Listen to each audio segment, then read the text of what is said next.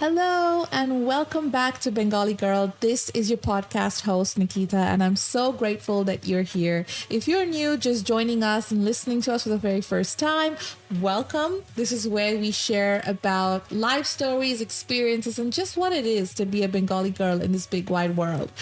But if you've been one of the real ones, the true ones, has been with me since the very beginning of me with my really dodgy headphones recording podcast, thank you so much. I'm very grateful for you and thank you so much for supporting me. We are reaching the exact goals that I had for this podcast because of the support that I get from you guys. There are two new announcements that I do want to make. First is we are shooting short video formats of this podcast. Now, disclaimer, they're not going to be as high quality as some of the other Bengali influencers who are trying to get into podcasting. Their budget is just too much and I don't think I can do or afford that at this moment. So it's going to be very low-key, low-budget video formats. And the other announcement is Bengali Girl is going to be available or going to be made available into YouTube Music. And this is very exciting because people from Bangladesh are not able to listen to my podcast using Spotify. And I feel like they have to download that app called Castbox to listen to me.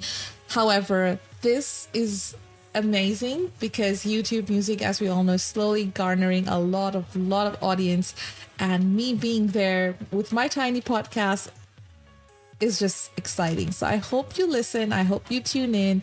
And today's episode is going to be a very, very special episode because it's with my girlfriend, Girlie.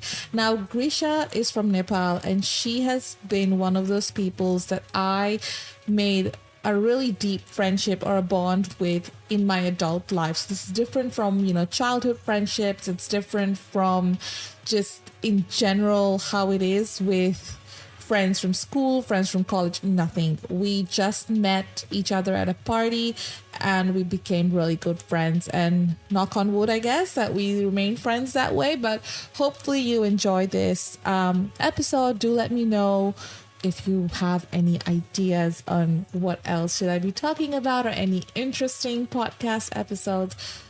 I'm just mumbling right now because I'm so excited about everything that's happening with Bengali Girl. It's truly, truly exciting. So thank you so much for listening and enjoy the episode.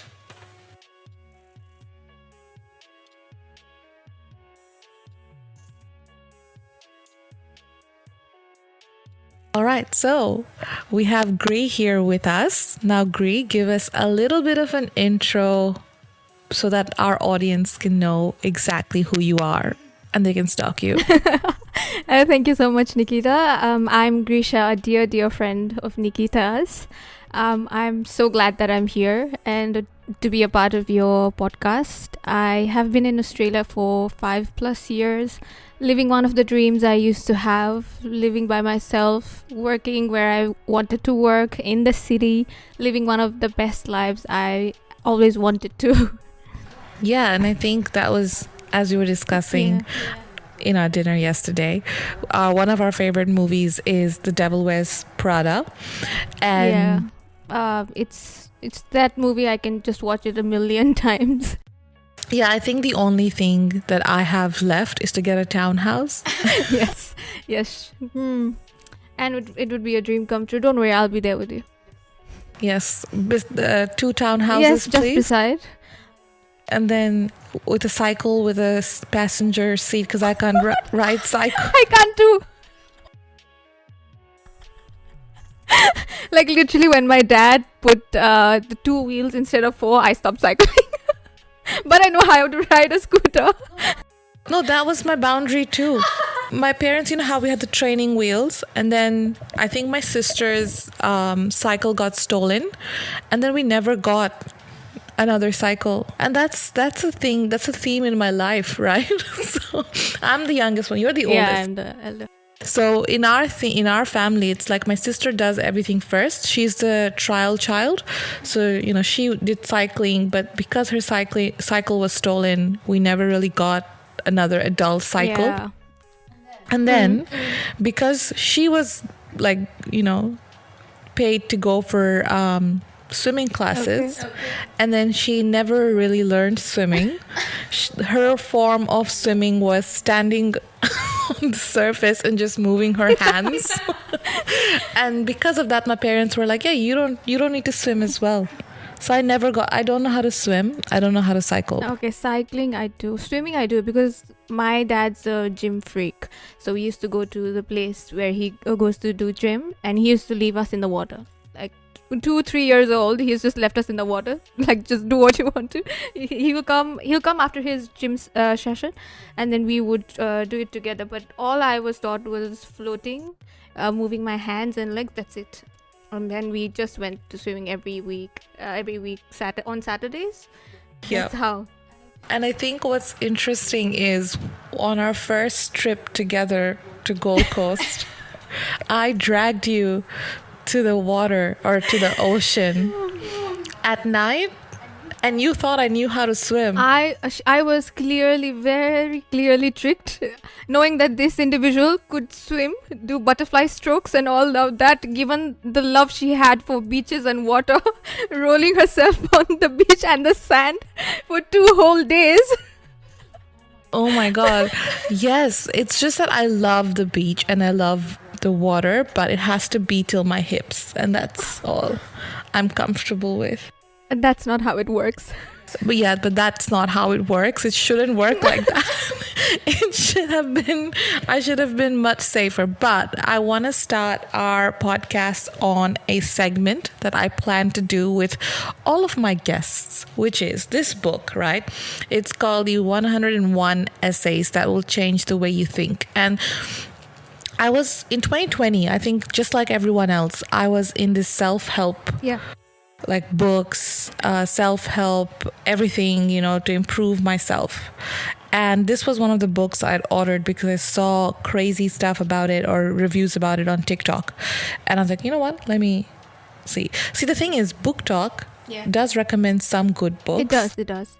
Not always, though. It Ends With Us, the worst book I've ever read. Hey. The writing sounded very immature. Okay. The story was good. I just think the writing did not save the story at all. But that's my point. That's my controversial take on this. Okay. The movie's coming out too. And I'm very skeptic about the movie. Yeah, but I think the reason they adjusted the age of like Blake Lively or anyone else is because in the book she didn't take account that to become a doctor or a surgeon you need to be studying, and anyone who's even a young surgeon will be roughly late 30s. She didn't take that into account, right? So now that they're doing the movie, that's why the actors are all mature. Oh, okay. Yeah, makes sense. Yeah, I don't know why I'm doing a promo of a movie. Let's begin with your segment. Yes, let's start with my segment. So, this is a game I like to play even when we go to like bookstores. Oh, yes.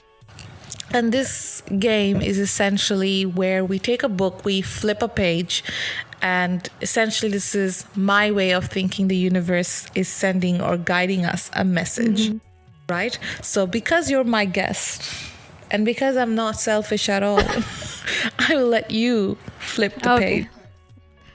Thank you for the opportunity. I'm very honored. Okay. Am I stopping when you say stop? Oh, yes. Sorry, hold on. Okay. I was just adjusting because we're doing video formats, right? So I'm just adjusting my camera because I thought I'm not even looking at you. I'm looking at the streets. But okay, so the thing is you'll start and then I'll tell you stop. Okay, start. You can't look. I can't see the words. Come on. We have to start again. You can't look. I know. I think this is what Melva meant by I'm very competitive, maybe in that way. Okay, start. Okay. Stop. Okay. Do you want me to say the chapter's name? No, just read what it says. If you were to tell your younger self what your life is like now, they'd be in disbelief. You seriously could not have imagined that your life would turn out as well as it did, that the worst things became turning points, not endless black holes of emotion. This is so true. Oh my This God. is so true, because now I'm at the point where I feel like I've kind of fully healed my inner child. I'm happy, I love myself, and you can actually see it in my face. And you can see it in me as a person. Like, I was telling you yesterday how silly I've become. We were just having a serious conversation and I started taking pictures of us. I did not think you were crazy at all. Yeah. That's the beauty of our friendship. I feel like that. And yeah, that's how I have learned. Like, I wouldn't have thought of myself to come, live abroad by myself, learn about myself, learn about everything that's outside of me as well as inside. Yeah, so like when I was young, say year 6, I just had this thing in my mind, like, I need to help my mom. I have some sense of responsibility towards family. So I just started to take up those little responsibilities, and I actually don't remember my childhood properly because I didn't enjoy it in that sense. I was more towards like, I need to provide or become that responsible person that I am as an elder daughter. And that's how my whole life has like accumulated. Like, the more I grew up, the more they also started depending on me. And as soon as you grow, like, you have becoming a teenager, you want to do things, you want to explore, you want to go out with your friends and all. That was just not there for me at all. And being with friends as well, I barely had friends when I was in school, to be honest. When I was in year 4 was the time I started making friends. And then, but still, there was like a lot of fallouts and all that happening around, also with your family. And once I graduated year 10, and then you are thought of as an individual that needs to, have the more sense of responsibility and start taking authority as well towards your life. What do you want to study? What do you want to do? Because back home, the education system is different. You have to choose either you want to go for a science background or a non-science background. And that came along. And then also, like, my father was like, he was very strict. He was like, you have to do this. Once you are at this age, you're supposed to do this. You have to be mentally strong, physically as well. And he just sent me to like learn how to ride a scooter. Yeah, and after year 10, I was riding a scooter. And it was more of like, in my thought process, it was like, if I ride this, I can go here, I can go there, like meeting friends. But it was completely for my mother. I used to take her around. But I also have then, like, my mom usually doesn't go out much. She is always very devoted to like home, family, and looking after my father as well. And that's how I was really like jumbled up with taking care of home, basically. And then when you also have a sister, you also have to look after them. She's like my first child, literally. She thinks of me as a mother, so I also have that sense of love and care and responsibility towards her. So that happened. And when you become that figurative, when someone who is younger than you starts to look at you in that sense, like, I want to live up to be like her, like my sister's like this, I have someone I can go to with anything or whatever it is. So sometimes I felt like I was, like you said, their sisters like a trial phase. Like, I was in the phase, like I had to learn everything the hard way. So, but in a sense now, when I look back, I'm like, it had to go through, it had to be that way so that I could become the person I am. And given what this book has just said, like, literally being the younger self, my teenage self, even the little girl in me would not believe what I'm doing right now. And exactly, like, over the years I've come through, and it's a lot for me to take mentally as well. And like we're saying, like, my mother didn't have much friends and she couldn't go anywhere. She didn't have anyone to share to, so I was the one. So I'm happy in that sense that I'm my mother's best friend, her mother as well, her sister as well. In all sense, I'm there for her.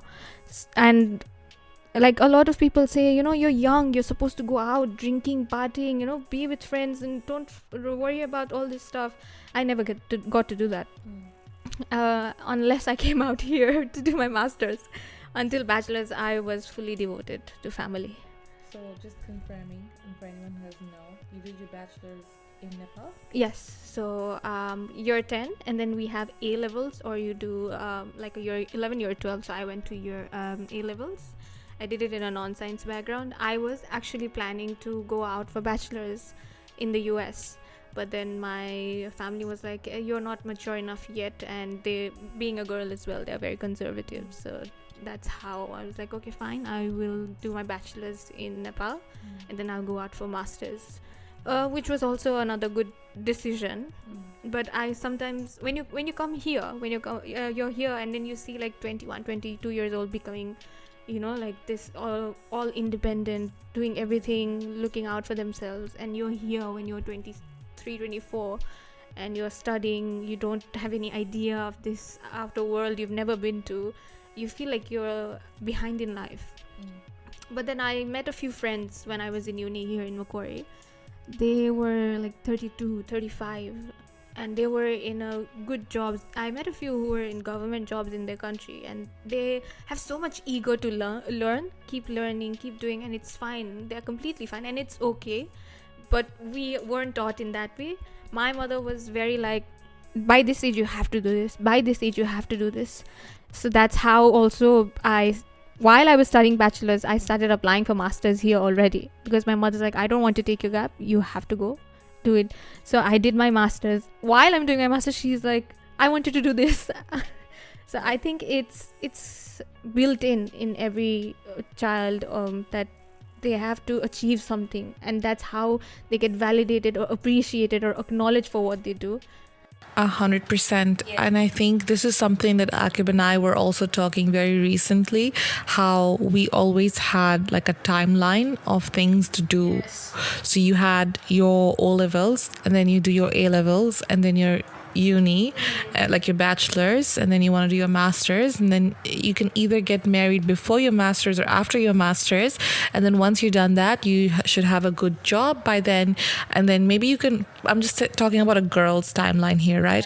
You do your master's, and then now you get, if you're married, good. If you're not, then we get you married, and then you're supposed to go and have babies in 2 years, have your career for the 2 years that you want, but after that you're supposed to be married. And I was talking to him because I'm like, we have followed the timeline very much precisely according to that, because after I finished school, I did go to uni, right? There was no gap year. Even though I didn't do my A-levels, I still went into uni because of how the setup was in Dubai. Like, you can join and do a foundation year, which even if you do your A-levels, you'd have to do that. Which I was like, okay, cool. I don't want to do A-levels, don't want to go through the pressure of that, which is why I went and did my uni. And after that, I was like, okay, I transferred here. And the only gap actually I got was I didn't do my master's right after, is because it was COVID. And I wasn't sure if I'm going to stay here, what's going to happen in my life. And Akib and I were very new, so I don't want to put my life on hold because I'm in a relationship with someone, right? But it all worked out, and I am doing my master's, but very slowly. And this is something my mom keeps telling me, and she's like, can you just finish your master's? And I was like, what's the rush? There is no, I am doing it, but there's no rush to finish my master's. There's no set timeline that I have to finish it by this age. Because I remember in my undergrad, I had this course for marketing, and there was this man who was 56, or no, I'm sorry, he was way older because he had kids around my age, but he was in uni back because he's like, I just want to get back into uni, I want to get back into studying. So I'm like, that's how I realized, whoa, I'm not behind in life. Everyone has their own timeline, everyone has their own strengths, their own struggles, everything they have to go through. You can't skip a chapter in your book of life. You have to go through each of them, and that's how I realized, like, meeting a lot of my friends who are closer to me now, and then also the people I studied with, they always have this eagerness in them, like, to learn something new, to grow. You don't need a timeline. It's never ending, and that change is the only constant thing in life. You grow with it, you learn with it. Yeah, and I think growing up, we were always a bit scared of change. Definitely. Right? Because the way I'm pretty sure you can relate, my mom had us on like a military timing of a routine.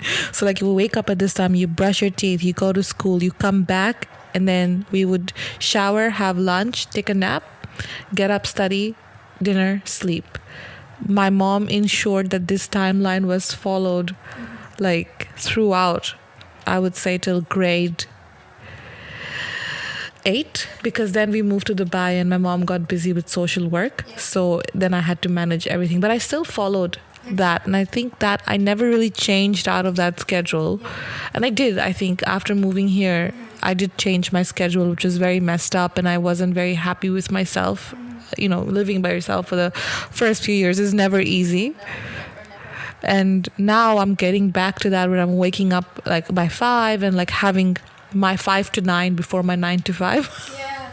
Don't you think like 9 to 5 feels so longer, but then 5 to 9 is just not enough for you to do anything? No, because so I wake up at 5 and then I stay in bed for like 20 minutes where I'm like convincing myself that I need to go to the gym. And then and then I go to the gym, come back, and then I shower and have breakfast, and that's already like 7:30. Either I have to like get dressed fast to go to office, or like I'm working from home, but like it still doesn't feel enough. It's never enough when you want to do things that you actually want to do, but then it's so hard to pass time at work. Remember how we used to how when we did the Wednesdays and we were like, it's taking like half an hour to be 4 o'clock. It's just 10 minutes to 4, but then it felt like 30 minutes. I think for context, on Wednesdays or every fortnight of a Wednesday, we meet up after work to just, I guess, de-stress, relax. Yes, I think work is something that you also can't skip, and it's not just work, it's the people you work with. I mean, they are actually have become not, I won't say important in that sense, but like they're very closer to you in a sense that you have to deal with them, speak with them, talk to them every day. And it's not just about work. You can't just talk about work every single time. No, that's abnormal. Exactly. And then you know how, especially when you're off the weekend, come to work on Monday and you're having coffee and they're like, oh, how was your weekend? Obviously you will mention about how your weekend was, your family, or if you have kids and all that. And it's just hard to get away with that. And it's hard as well to not say it, because they are the ones you see them every single day. And if you work from office. Yes, I do go to office quite a while or sometimes. This year I've actually been going quite a lot more to the office, because I did realize that I need to get out of house. Like if let's say the week starts and I'm just working from home, right? There will be days that I even haven't stepped out of my house. No, babe, I completely get you. That's also the reason why I get out of the house. I don't want to feel isolated, that I get mentally drained. Like, why am I like this? What's happening to me? Sometimes it doesn't feel isolating for me. Sometimes it feels like it's so relaxing, and then Akib has to remind me, hey, you haven't stepped out this week. And I'm like, oh, I didn't know that's a problem. But for me, it was that so I think last month or 2 months ago, I was working from home for 2 weeks continuously. Even on the weekends, I was in the house. And I was in a loop, and I was like, I didn't want to get out at all. I was in a constant loop. Like my mind was not waking up. I woke up to work like 5 minutes before from my bed. I was that lazy. And I was like, I can't do this anymore. I'll keep adjusting to this loop. And I was feeling like, you know, there's when you go to work, you dress up, you get ready and all that. That kind of makes you fresh. But when you're working from home, you're like, oh, I can just walk there. It's like 2 steps. I can just, wake up 5 minutes, 2 minutes before I start work. So I was just in that loop and I was like, I need to get out. And I went to work and my manager was like, why are you coming to work every day? And he's like, that's not normal. You can't really choose, right? You have to, I think it's a balance that everyone has to get true, into. it is. So I, depending on my schedule, whatever is on my calendar, I kind of adjust. Usually I go 4 days in and one day I work from home. Wow, okay, yeah, because I'm still trying to understand my balance of how many days I want to work from the office and how many days I want to work from home. And right now it's just based on the weather. If it's if it's sunny outside, okay. If it's raining, no. It depends on the weather as well, because when it's a really nice sunny day, I want to go out and enjoy the day, get some sun in, 100%. Let me now do this segment. Okay. The book is being passed. Okay. There is a funny story for this flipping books too. And I think that we need to tell our audience about this. As I said earlier, this flipping of the book thing is a practice that I just like to do with anyone, everyone, especially at bookstores. And we were at Demox. Remember the first one we did was in Demox, and the question was about me getting, when will I get married or when will I get successful? Oh, I'm not even talking about that story. That's also a funny story. I'm talking about the second time we I were know, at but Demox. the book of answers gave me answer of unknown or no answer. Oh yeah. Oh, that's okay. So we were at Dimox the first time we went, just to chill at a bookstore, and then I was like, oh, we found this book that says the Book of Answers. And so I told Gri, ask a question, flip, and then I'll tell you when to stop. So she asked. I think I asked, when will I get married?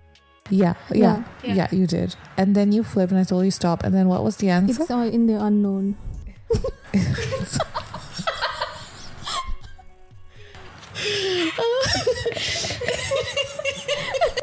That's sad because I already have like outfits picked up for your wedding. We just don't have a guy.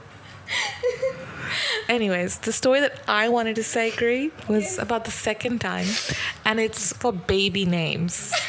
Again, I am leading Gri to a path where she's already In married. a parallel universe, I have the life that she wants me to. Yes, that I aspire you to have. And then we were flipping, and I said, okay, flip. And then she did, and I told her to stop. And the name that came out, I don't think we can say it. It's a very controversial name. I'm embarrassed. And she has a recording of it as well. I do, because I thought it's going to be something cute, like, John. It was a book of like English. No, but like it was a book of English names. So I thought the most basic, like John, Tom, Dick, Harry.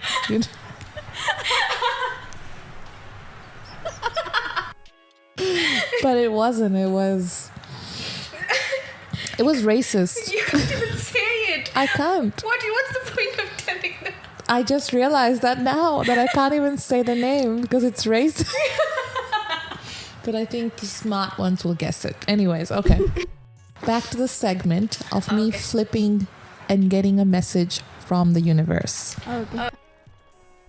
Stop. I didn't even tell Stat you. Again, you can tell me. Follow the That rules. just started going off. What am I supposed to do? Not flip? Okay, start. Okay. Stop. Oh.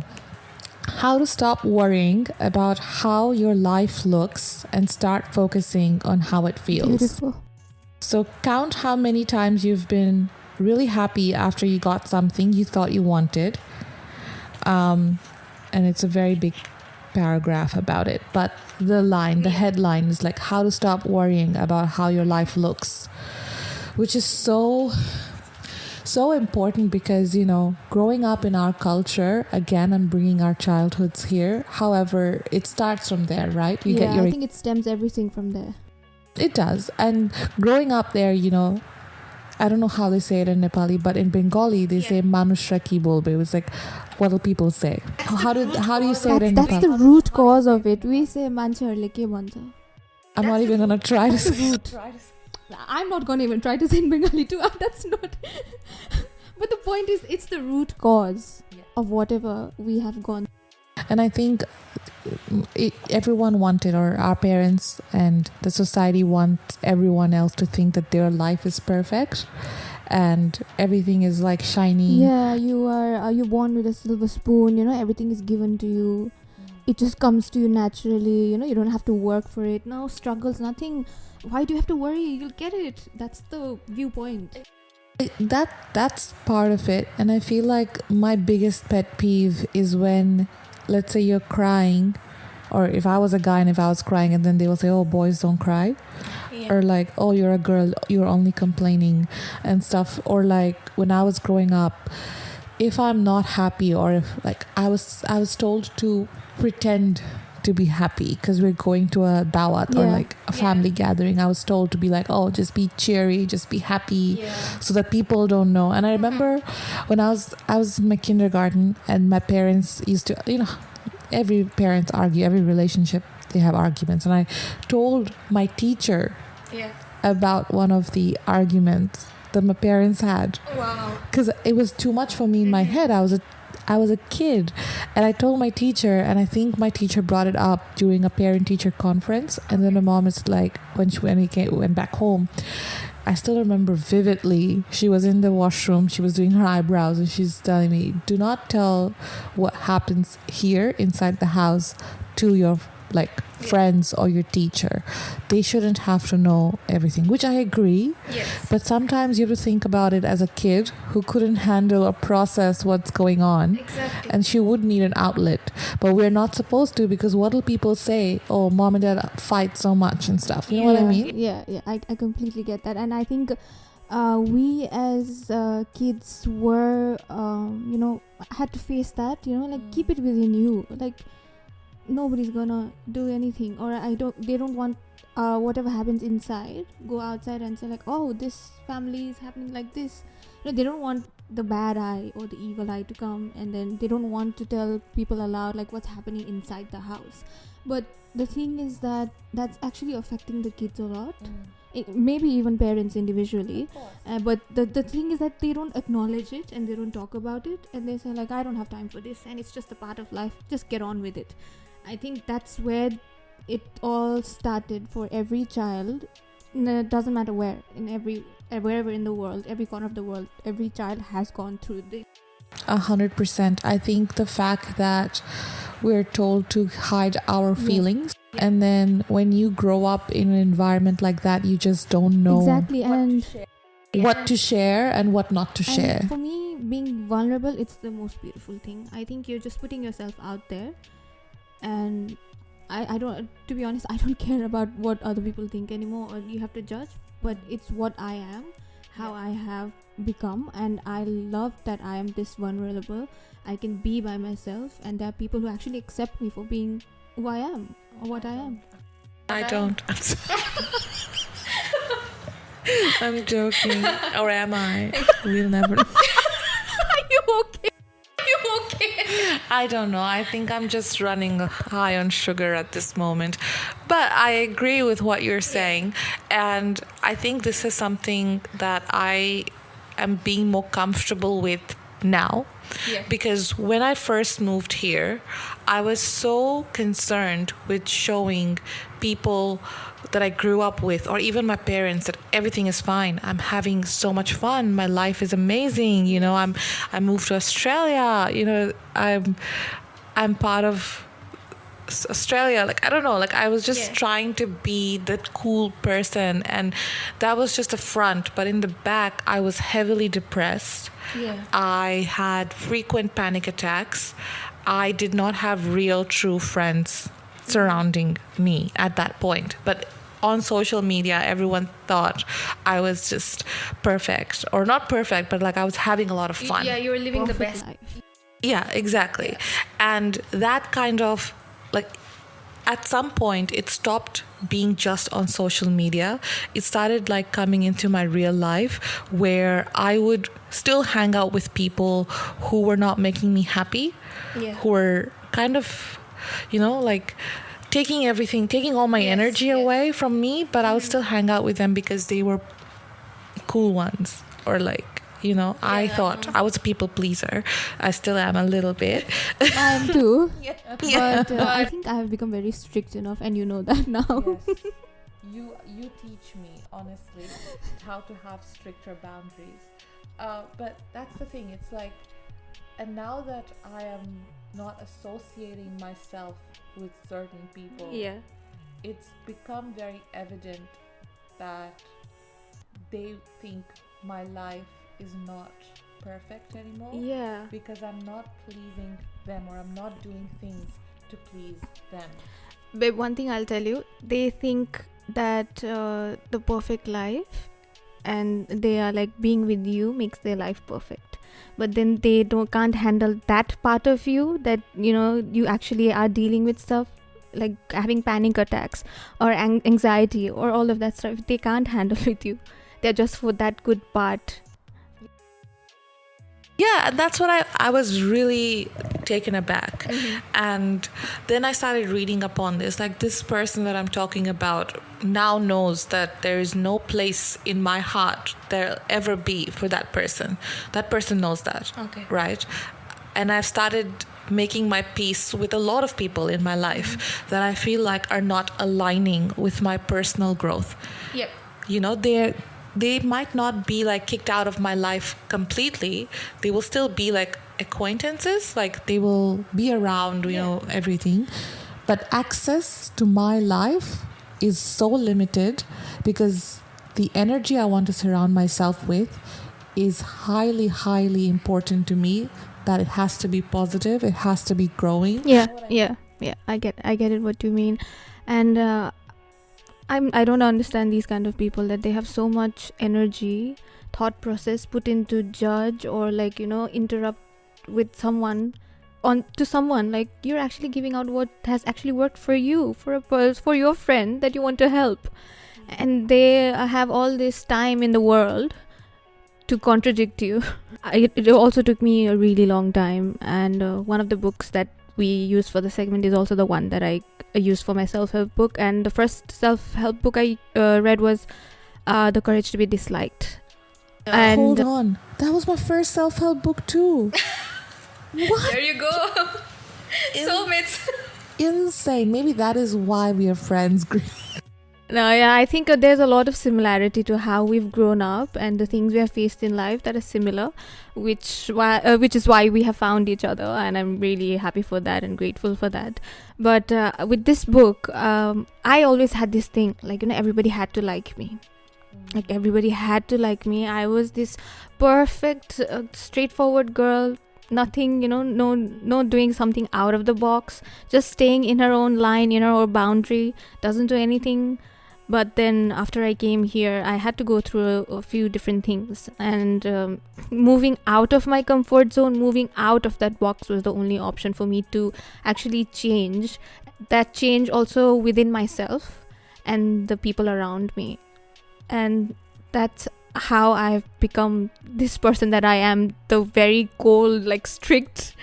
You're not cold. I wouldn't say that. I think it's just you think you have this really hard shell, which other people might feel, but your closed ones or your loved ones don't feel that. So you're not cold at all.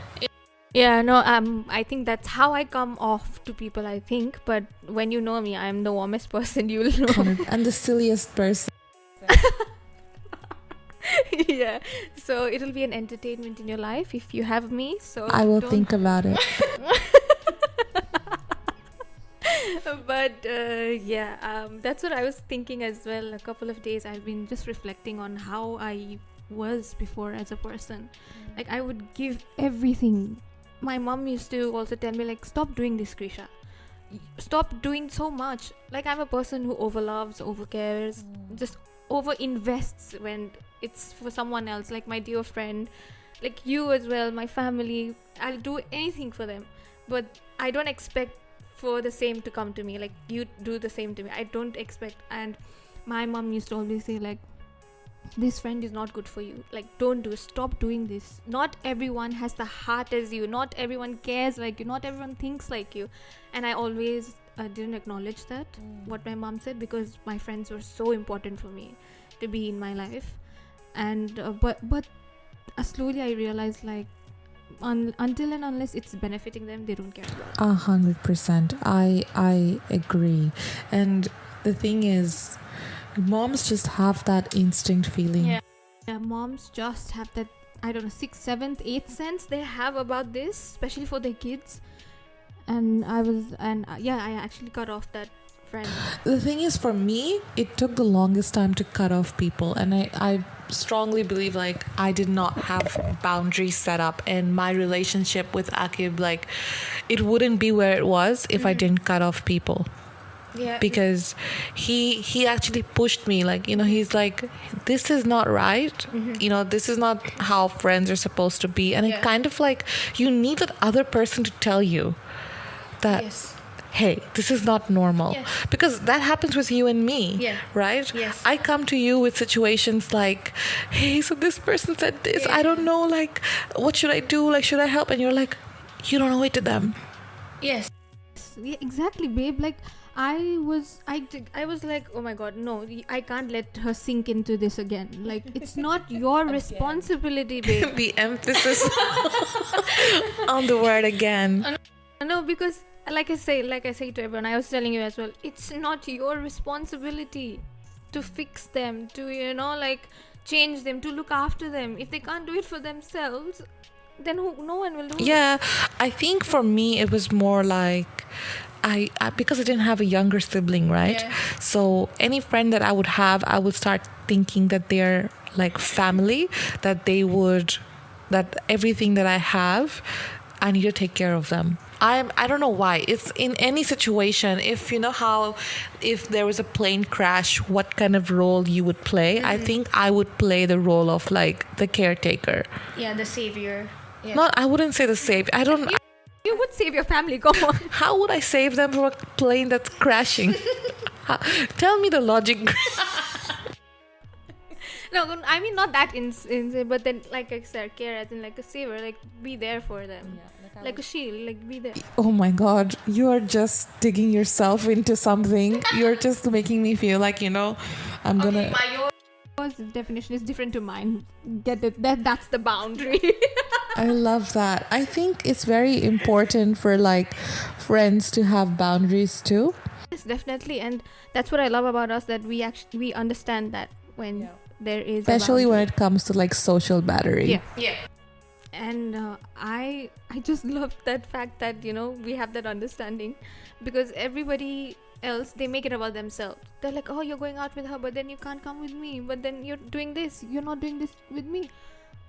I'm like, it's not about you. Don't take it personal. It's not about No, it's definitely not about any one particular person, right? Yeah. And because of that, I lost a lot of friendships, and I'm grateful that I did, because the people that I have in my life right now, and if I'm currently talking to you, you are one of those people.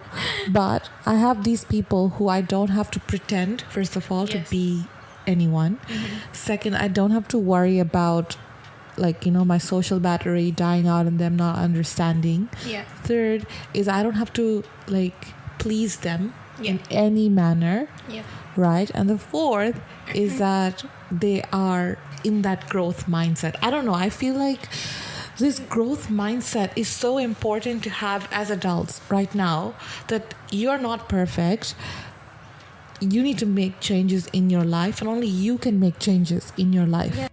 I 100% agree on that one. What I'll tell you is, babe, like when you align, when you want some things in life, you have to move away from people as well to achieve what you want.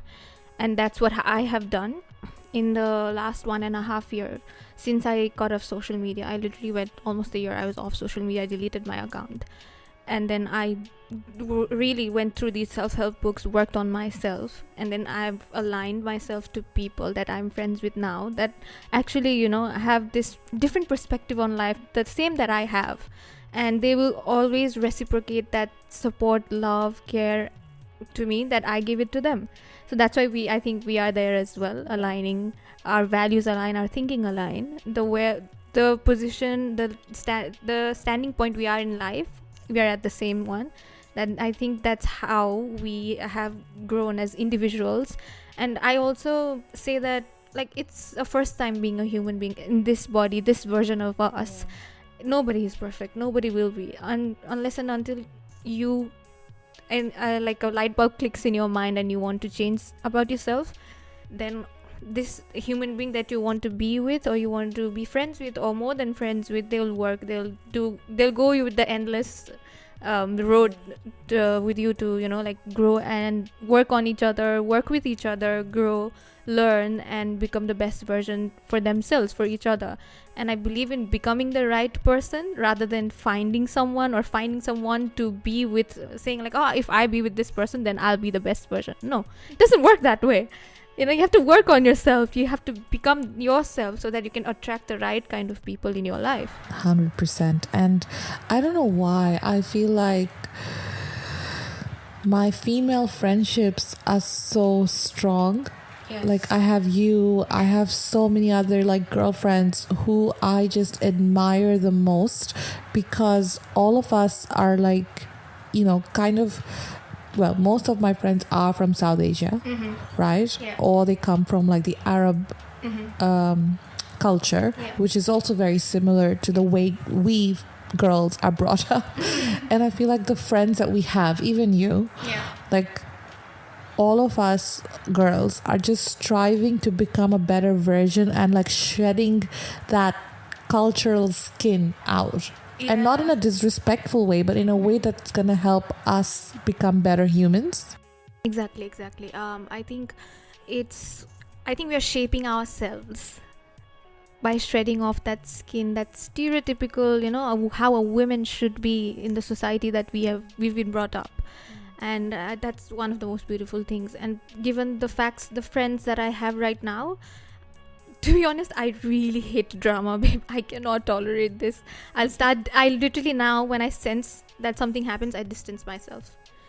I can't do dramas, and I don't like when people go in circles, because I'm a straightforward person. You have to tell me on the face, and if I did something, you have to tell me on the face, which a lot of my friends do, like, you know, in a bad way, or I don't mind if even if it's a bad way. If you're telling me that I did something wrong, that I've hurt you in some way, I will make it up to you, because you're important to me. That's right.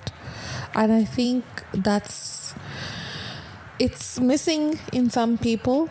But did you, like, this is just a question that just randomly came in my mind. You know how there's this theory that once you turn 25, you just become like a lot more mature, or you just get this extra understanding. Did you like feel that difference? I kind of did as well. Also, in the study of psychology, 25 is the year where you develop your frontal lobe fully. That's right. So a lot of decisions are usually better taken when you are 25 or when you're after 25. But then that's what my mind shift changed. Like, the last 2 years completely changed me. Like, I was someone who was with like social media, sharing everything, you know, like even wishing happy birthday to people that I don't even talk to. But now I've like completely gone off. Yeah. I think for me, things that changed is I stopped caring about people's opinion. And especially when it came to do like cool things, right? So I don't know why I feel I was always an old soul, and people who know me know that I am an old soul, right? Well, and I want to. We're like the grandmas. It's funny because yesterday by 10:30 in our dinner, all of us were like yawning. Yeah, because you like, it takes like half an hour to get home, do your skincare, and by the time you're bed, it's like 11:30. Yeah, it was like 12. But I think because I'm such an old soul, like these things, like, you know, heavy drinking or doing drugs and stuff were never an appeal to me. No, never. Because I feel like if you need drinks or drugs to have a proper conversation, then there is something terribly wrong with you. I think when you're in reality, you're actually avoiding it. So drugs, and you're taking the support of drugs and drinking to bring out the stuffs and to have deep conversations when actually you're supposed to do it when you're sober. Yeah, because I really don't understand the whole what's that called?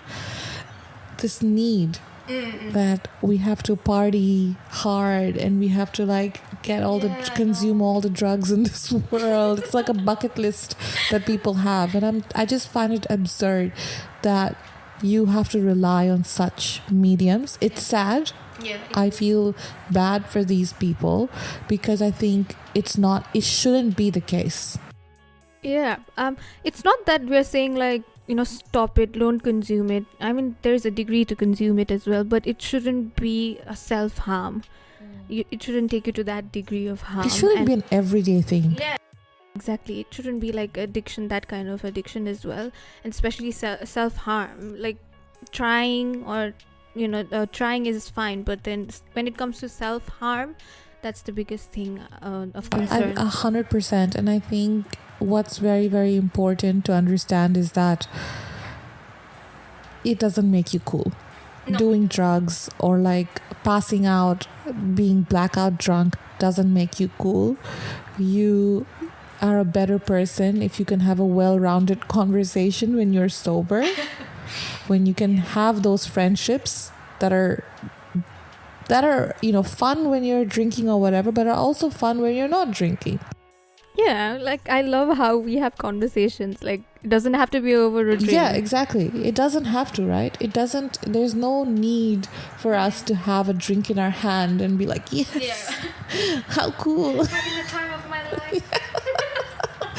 Exactly. And I think that's what I started distancing myself from when I turned 25, which was, I think, during COVID or when COVID was almost finishing up or something. Finishing, it's still there, but it's not gonna be fair. No, yeah, I don't think it's finishing up, but I stopped hanging out with people very often because I was I don't want to have this thing that I have to be keep up with them. Yeah, exact. I think keep up with them, going out every Thursday, Friday, happy hours, or Friday as a weekend. It's the weekend, let's just go out, even with work as well, people at work as well. Yeah, that's one thing I also kind of came across. I used to think about what other people would say, also in the stance that it might affect my parents and I don't want to be the reason to hurt my parents, that as well. But then I was your opinions don't pay my bills. You are not doing anything to contribute towards the life that I'm making, that I'm going through the struggles in life. So what I do is doesn't matter. No matter what you do, babe, no matter what you do, good, bad, they will always find a fault. They will always find this little, a nail in the hay to take it out on you. Oh, she's doing this. She's do it. Yeah, as they say, you will always be a villain in someone's story. Oh yeah, I'm completely a villain in a lot of people's life, and I'm fine with it, babe. Because everybody thinks Grisha is this really nice, good, sweet girl, and I'm fine with me being the bad person in your life. Yeah. And I'm fine if them being that person in my life as well, because if they weren't there, I wouldn't have become what I am. I wouldn't have learned the lessons I needed to learn and get out of that box, get out of my comfort zone, and deal with this stuff in a mature, sensible way. And before I used to get afraid of accepting and acknowledging, but now I acknowledge when it's my mistake, when I've done something. I reflect, if my actions have made any effect on someone, and now I believe in energy rather than the time spent or rather than the conversations, and the energy speaks a lot. They say, actions over words, actions speak louder than a speaker. So well, we do have a speaker running with the police siren now. I don't know what's happening in this area. Honestly, there's always something is always going on. But before we conclude our episode, I think I need to do one last flip of the book. Because self-help, I think our theme for this episode. And I think we've done it individually as well as now we are friends. We do it together. So it's just, I think, a magical thing. Yeah, I think it's time to start a cult, right? Okay, flip. But no explanation. There will be only reputation. But anyways, that's Taylor Swift reference. Okay, start. Stop. Okay, here we go. The happiness of excellence. You have to explain a little bit. Okay. Eric Gretton says that there are 3 primary forms of happiness: the happiness of pleasure, the happiness of grace, and the happiness of excellence. He compares them to the primary colors, the basis on which the entire spectrum is created. I feel like it's in different forms, happiness. From within, outside, and the happiness you create yourself. Oh, wow. That's very profound. Okay, Yeah. my turn before we end this podcast, which is almost an hour, which is very exciting. Okay. Okay. The flip. Start. Start. Stop. 7, okay, I'm not going to say the 7 reasons, but there are 7 reasons why heartbreak is often crucial for human growth. Yes. Oh my God, that would be a separate podcast episode on its own. It has to be. It does. But maybe for the next time, Gray, Yeah. You have to leave them for a cliffhanger. there is for all our heartbreak stories in forms of friendships, relationships. In any form, in any kind, yeah. Yes. But stay tuned, and thank you so much, Gray, for joining. No, I'd love to be the part of this. It's really nice. I really appreciate you. I know you support me fully. I support you. No, but I realize I'm holding a gun beside you. I appreciate your support. You have been one of the adult friends or friendships that, started a few years back but has grown so much deeper. And I am so grateful that I have you in my life. I'm grateful as blessed for you as well, as a part of my life, as this growing friendship. It's not just about being females, it's just about having someone to rely on that I can come to with anything and at any time of the day. Yes. So I'm just grateful for that, to having someone that I can rely on blindly. Oh my God, I'm gonna start crying. This is just getting too sad for me now. Oh my God. But okay, great. Thank you so much. And thank you to anyone who's listening. Gree will definitely be back because we're gonna talk about heartbreak. Okay, yeah. But I can't wait for that. Anyways, thank you. Bye.